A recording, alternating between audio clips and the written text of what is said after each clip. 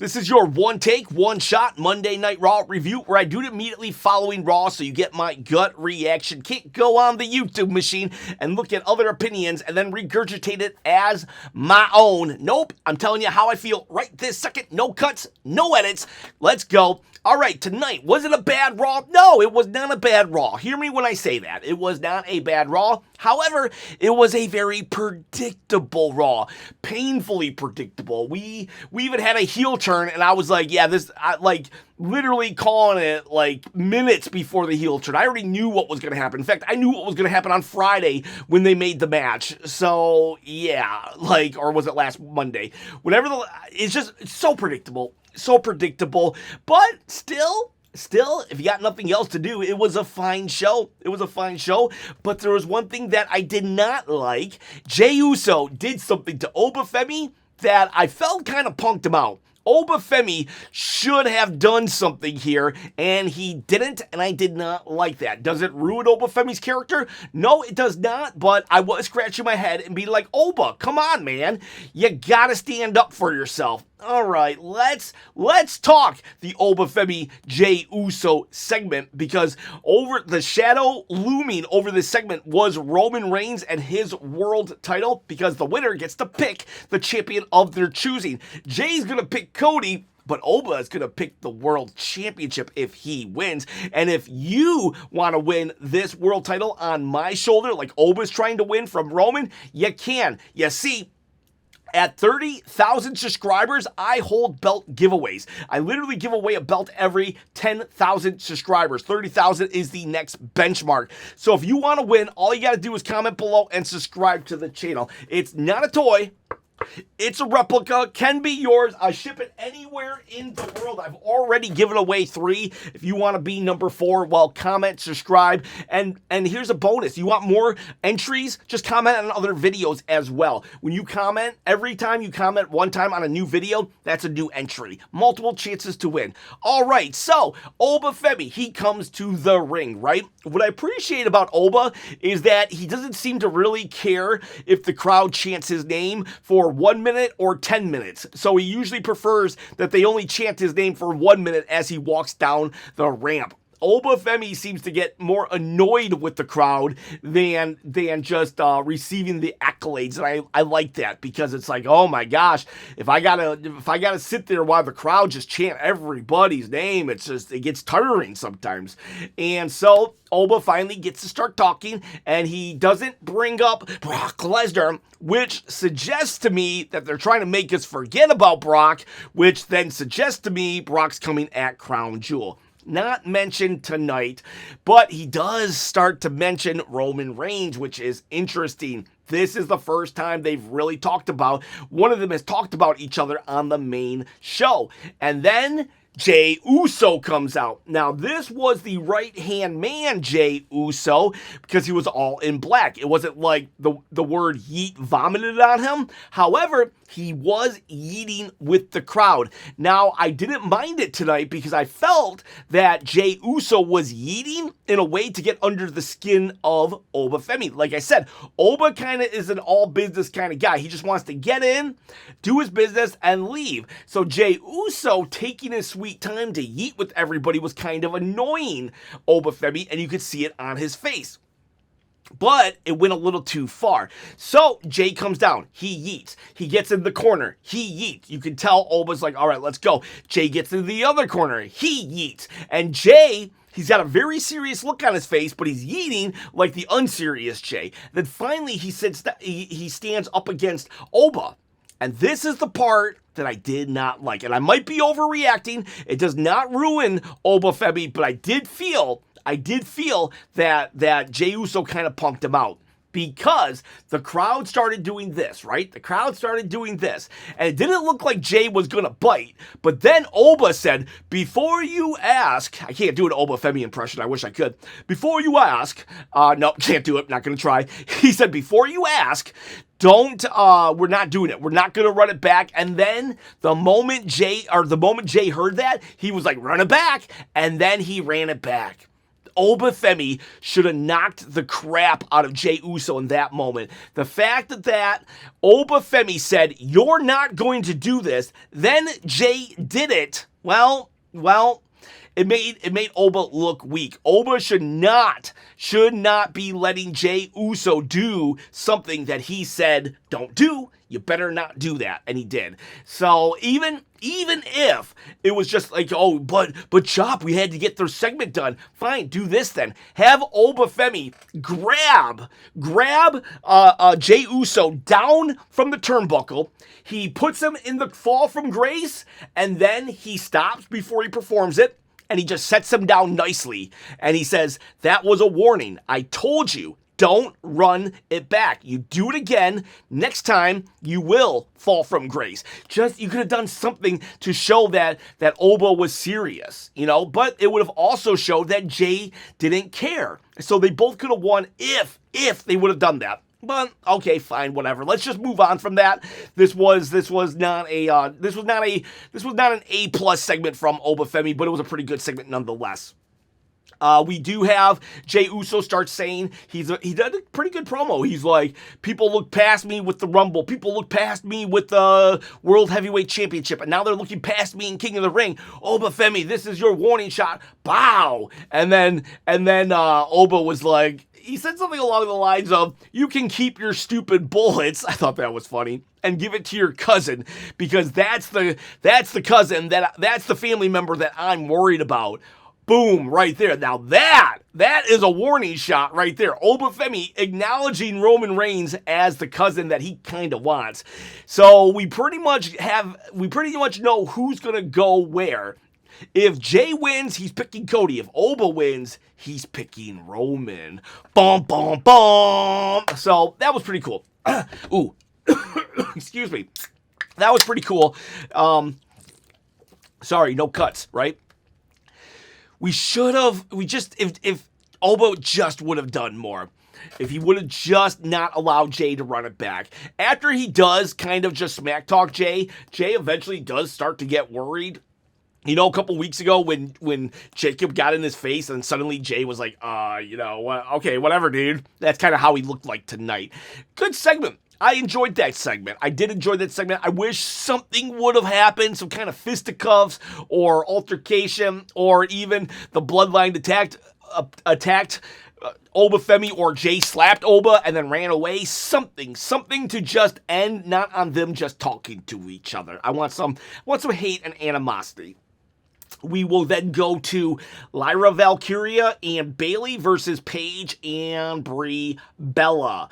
Now, Paige and Brie Bella, they're going to win. Okay? They win. Great, whatever. It was a fine match. No complaints, no giant praise, just it was a fine match. And I figured they were going to win. For some reason, we're letting them beat and dominate everybody.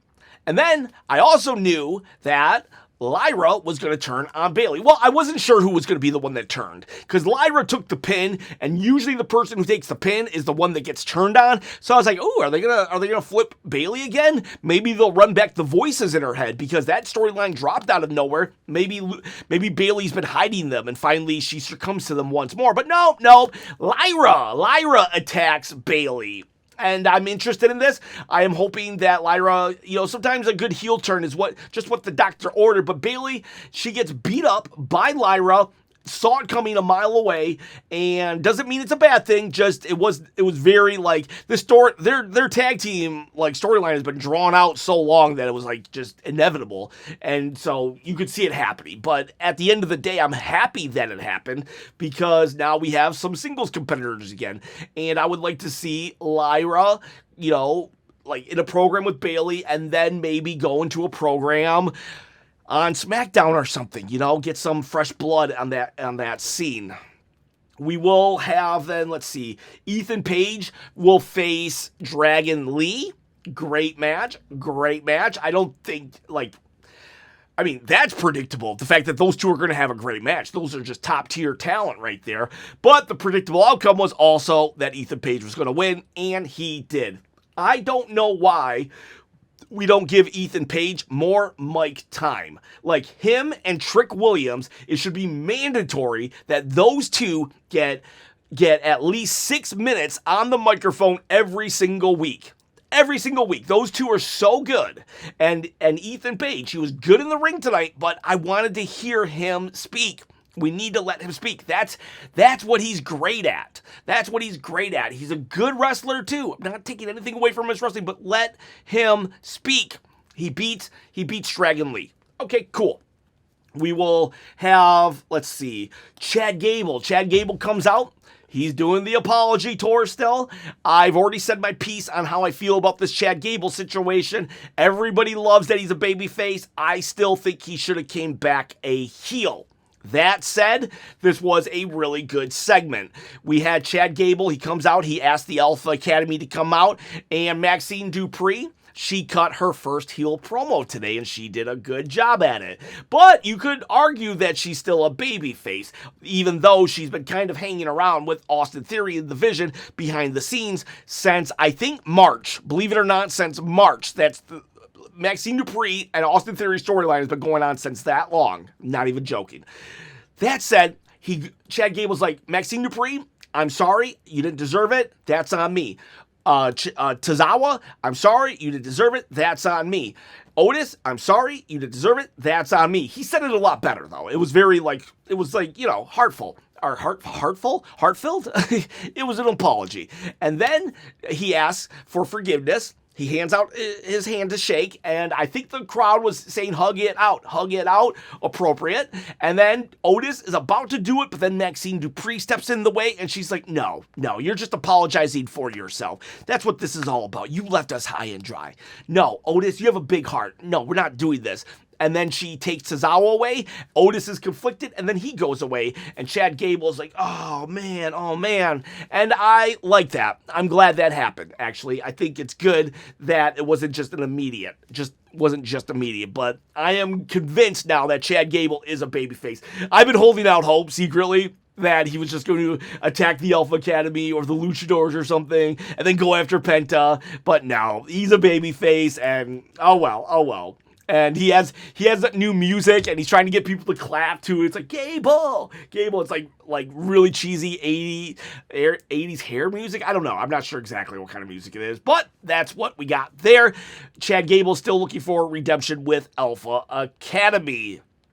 I don't know. I think a heel Gable coming back to the Intercontinental title scene would have been better than getting rejected from an apology with Alpha Academy. People get so mad at me. There are people legit mad at me right now that I think that Chad Gable should be a heel. They unsubscribed thinking I'm the biggest moron in the world.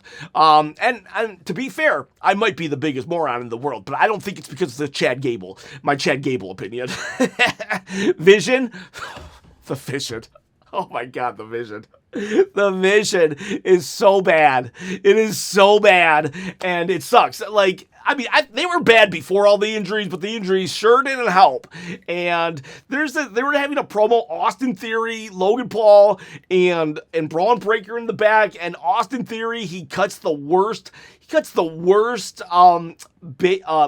promo, and Braun Breaker just stands back there. I'm like this dude he feels so unimportant. It's so, I hate it. I hate it because I love Braun Breaker, but he just feels so unimportant to me.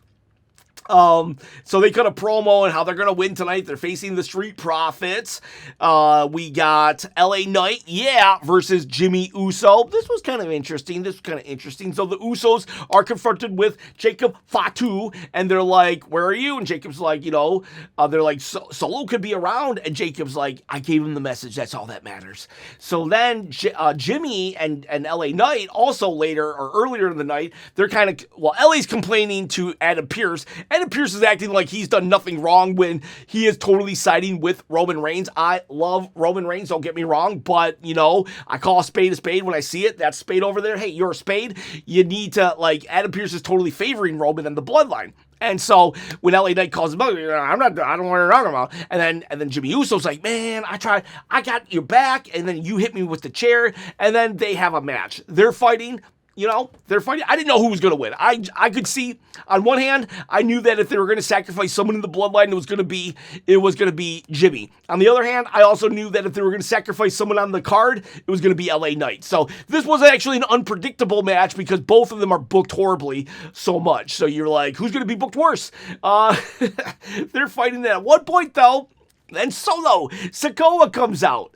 It's like, I want to believe that Solo is a threat, but the way you treated the dude for the last year and a half, like, I can't believe it. It's like, why is the bloodline so scared of Solo? I love Solo. I wish he was treated with more respect, but, like, for real, they treat him like a mid-card jobber for a year, so when he comes out tonight, like, I don't understand why they're so afraid of that guy.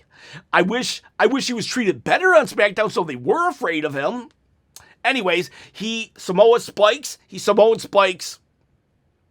Jimmy, and Jimmy loses, and LA Knight's like, are you helping me? Are you helping me? Okay, fine. And then he BFTs him, BFT, blunt force traumas, Jimmy Uso, and he pins him as he's kind of like, what's going on? So I don't know. You know what? You want to put Solo and LA Knight together? Go for it. I do want Solo to be a babyface Solo, no pun intended, wrestler right now. Just get him away from the MFTs. I'd even keep him away from the bloodline. But yeah, LA Knight gets the victory. Then we have, Io Sky came out. She cut, Io Sky's going to cut a good promo. Io Sky, she's one of the few wrestlers that can pull the I'm just happy to be here promo and it'd still be a good promo. And that's what she did. But then Liv Morgan came out and Liv Morgan is like, I'm the best in the world. Now, there was an injury scare with Liv Morgan, so I wasn't sure if she was actually going to be able to wrestle, but she took some bumps tonight. She took some bumps. We are, I think, on day 64, 65 of her not defending her title, but because she took an injury scare over the weekend, I'm not going to hold her against it. I could see them trying to, let's just not have her wrestle again until Night of Champions, so she gets a pass on me calling out her abysmal title reign. But she goes in and she talks to Io Sky about how great she is. Io had a really good line. It was kind of cheesy, but again, coming from Io, it's always like better. And Io's like, "Are you sure the crown would fit on your head because your ego's so big?" It was like such a 1980s insult. I still liked it. I thought it was good. And then what I liked also is what Oba Femi should have done to Jey Uso, Liv Morgan did to Io Sky. She just smacked her. She just hit her. And she was like, oh, you got the better of me in the words? Fine. Punch. And then Io, though, eventually like kicks her out of the ring and Io stands tall. And so get ready for Rhea versus Liv Morgan at SummerSlam. Then I think we get to the main event, but let me check. Oh, Danhausen. Sad to say that I am not feeling this new Danhausen angle. It's just a little too campy for me. I get it. There were clones in the Backlash match, and I loved that Backlash match. But right now, the fact that we're electrocuting wrestlers, and not just one, not just The Miz, not just Kit Wilson, not just Zack Ryder, but now it's on Raw and we're doing it to JD McDonough. I'm not feeling it whatsoever. It's just too campy. I need it to be a little realistic. And what about the cloning machine? We knew the cloning machine wasn't a cloning machine. You could explain it in a way that Danhausen is such a diabolical genius of a wrestler that he set up a make-believe cloning machine, and he had the little people ready to go. Like you could like, it could happen if he was insane enough to go through the trouble of doing all that. But now that he's actually shocking people, it's like he would have to have these wrestlers play along with the joke, and I don't think they're playing along with the joke. So yeah, it's not for me. Am I going to say that WWE sucks because of it? No, I am not. They suck for so many other reasons. High ticket prices, firing the New Day. But I'm not laughing at firing the New Day. I'm laughing at me giving off reasons why the WWE is abysmal. Sometimes. I'm sorry. I was not laughing at the New Day. I love the New Day. In fact, I thank God for the New Day and I hope they end up in AEW. But what was I going to say about, what was I saying? Oh, but the whole segment with JD is just not for me. If it's for you, if you were loving the Danhausen segment, then fine. Don't let me yuck your yum. I'm telling you how I feel, but it doesn't, like, we can still enjoy wrestling together. We can literally still enjoy wrestling together if I hate the Danhausen electrocution storyline and you love it. It's okay. Then what do we got going on? That pretty much brings us to the main event of the night. It's the Street Profits versus the Vision, who is Austin Theory and Braun Breaker, with Logan Paul injured, coming to ringside with them. Man, they look bad. They look so weak. But they come out, and we have ourselves a match. It's a fine match. It's a good match. At one point, Triple H's new favorite thing is for someone on the outside to grab the foot on the rope, of the wrestler, their friend, and put it on the rope. And then the referee's like, oh my gosh. And then he throws out Logan Paul. Logan Paul will come back with the brass knuckles. He tries to give it to Austin Theory, but, you say his name and he appears. And then we had Joe Hendry comes out, chases Logan Paul away. We literally have nothing for Joe Hendry, that he can only feud with someone who's injured. So he chases Logan Paul away. And then Seth Rollins' music hits because Austin had the brass knuckles though. Seth music hits. Seth also did a backstage promo earlier in the night. Nothing really to write home about other than I'm gonna beat the Vision, and I know what I'm getting myself into. So Seth Rollins' music hits. Braun Breaker, being the moron that they've written him to be, goes to the entrance ramp. He's ready for Seth. Seth comes out through the crowd. He takes the brass knucks away from Austin Theory, punches him. That allows, then Braun Breaker sees it. He comes running back. They chase up the ring. Austin Theory then is susceptible to the Street Profits. 1, 2, 3, new champions. So that's cool. Love the Profits. Glad they're champions. And then Braun Breaker comes back, and boy, howdy, they just continue to make him look like an idiot, a chump, a loser. Hopefully he wins this week. Sorry, puberty. Hopefully he wins this week. Or honestly, actually, I hope he just goes away for a couple months, because I feel like the damage has been done.